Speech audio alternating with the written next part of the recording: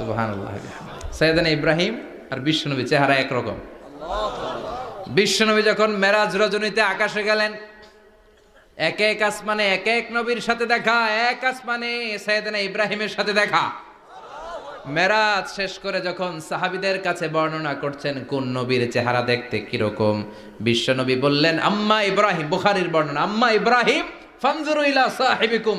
আর ইব্রাহিম নবীর চেহারা কেমন জানতে চাও? জানতে হলে আমি বিশ্বনবীর দিকে তাকাও। আমার চেহারা দেখতে যেমন, আমার বাবা সাইয়েদনা ইব্রাহিমের চেহারা প্রায় হুবহু এরকম। তার মানে এক নম্বরে কোন দিকে মিল?